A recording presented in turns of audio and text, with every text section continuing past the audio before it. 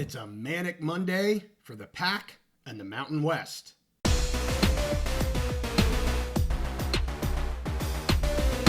Hey, welcome back to the mountain. It is JY here, going it alone without Steve today, but because we had such a crazy day of conference realignment with the PAC and the Mountain West, we had to put out a short video. It's still ongoing as I'm recording this. I'll tell you what we know here thus far, and reporting has been changing. Something just changed right before I hit the record button, so I'll get you updated on that as well. But earlier today, the 3 invites that were sent to AA school members were denied. So both Memphis and UTSA and Tulane all said no thank you to the PAC.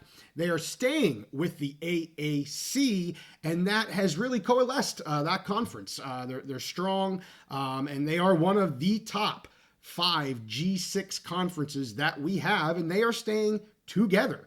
Shortly after that broke, we actually heard that Air Force, a lot of rumors coming out that Air Force was looking to join the AAC. They actually have agreed to stay with the Mountain West. As soon as you heard that, some other information starting to come out here with the Mountain West. So let's talk about the Mountain West, and I'll get back to the PAC here briefly at the end. But the Mountain West has had a significant push to keep the core 8 schools together. So the 8 that remained after Colorado State, San Diego State, Boise State, and Fresno State left here about 2 weeks ago. And again, it worked out for Air Force saying they're going to stay. Reporting is that San Jose State is also going to be staying. Originally, UNLV had said they also would be staying, an MOU sent to the Mountain West. I'll get back to UNLV here in a minute, but really the linchpin there was that Air Force and that UNLV. Those are the first 2 that came out today saying these 2 schools are staying in the Mountain West. This was done with funds that would be generated through the poaching penalties that the PAC is paying, and then also the exit fees that those other 4 schools would pay the Mountain West to be leaving the conference.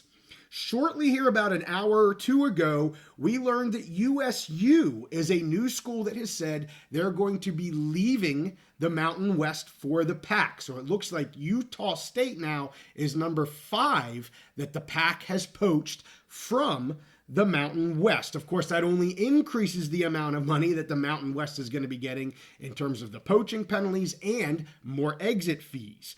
I also want to just say kind of what that pitch included. There was some reporting on this.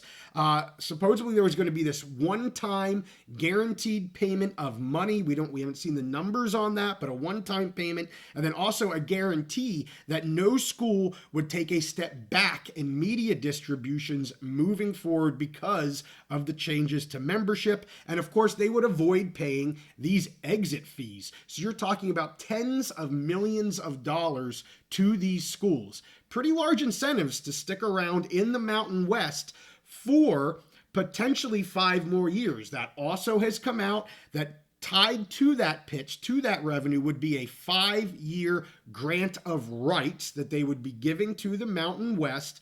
The Mountain West does not have a grant of rights right now, so this would be something new. But of course, if they're going to be sending out this money, the conference, they obviously want to have a grant of rights in return. They are apparently soliciting media deals right now. Now, I saw just one report on this, and I'll tell you, there's so much going on right now. Things come out, and then they get retracted, and then this changes and that changes. So I'm very cautious in all of this. I'm telling you what has been reported right now through several sources. I would say for me, Ross Dellinger is the top. For me, when it comes from Ross, I know it to be true. There's some other good ones out there, but Ross for me is the top of the spear on that. So we'll see what happens with that.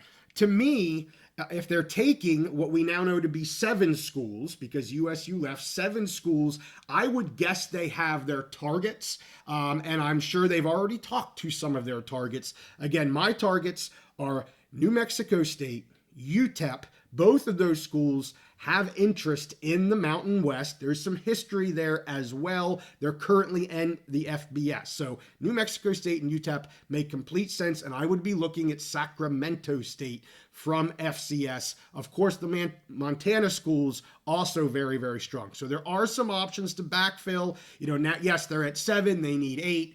I'm not too concerned as long as really the Mountain West keeps 6. I would have loved to have them keep 8 or 7 here. But as long as they can keep Air Force and UNLV, everything should be fine for them. They'll be able to backfill some of those spots, and you won't see the Mountain West going by the wayside. At least that's where we sit today. So those are kind of my backfill schools. Now, before I get to the PAC, I do want to just say breaking news here is that UNLV has been a bit wishy-washy on which way they're headed, since USU has now said they are going to be joining the PAC, made a commitment to the PAC.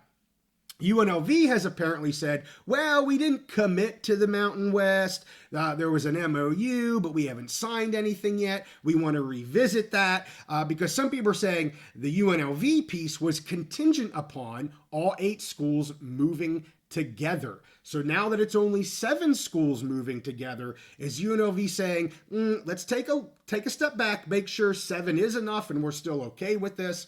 To me, the amount of money the Mountain West is probably going to be paying these schools, whether it's 6, 7, or 8, it's not 8 anymore, at least we don't think, 6 or 7 schools from these poaching penalties and these exit fees is going to be pretty dramatic. Tens of millions of dollars. It will make up any sort of change in media rights over the next several years. And if this grant of rights is for 5 years, everyone's looking at that 2030 as being this next massive realignment window at the high level, which will then trickle down to the PAC and the Mountain West and the AAC and everybody else. It really just doesn't, I don't think there's a lot of financial sense for any of these schools to be like, yeah, there's way more money there than there is here because of the guaranteed money, the one-time payment and things like that. But hey, everybody has to figure this out for themselves. They're certainly not here listening to JY telling them what to do. So we'll see what UNLV does. I certainly hope for the Mountain West and for UNLV, they stay with the 7 and build this back up. To me, they can easily add 2 or 3 schools and get back to a 10-member conference pretty easily here, and they've got a lot of money from the PAC here. Their new war chest, if you want to call it that was transferred from the PAC. So let's talk briefly here about the PAC. It did also come out here. As we know, they now sit, because of USU, they now sit at 7 schools. There's been a little bit of talk online right now that maybe Gonzaga, and that was something that came out early on, and then it got retracted. Gonzaga's in, and then I think it was McMurphy. I called him McSmokey on X. He kind of put that out there ahead, and then a lot of people said, that's not accurate. Even Gonzaga said, that's not accurate. We're in talks, but we have not actually agreed to this yet. And quite frankly, I would say a lot of this is talks. You're seeing a lot of posts right now, little cautious on what's actually signed on the dotted line and what is not. A lot of maneuvering going on right now.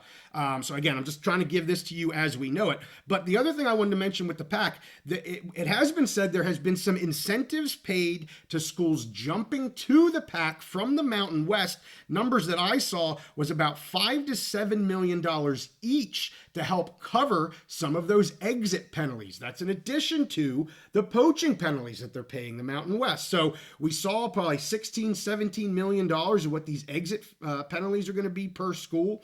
The PAC is potentially paying a good third of that to these schools in order to jump. Again, 5 schools here.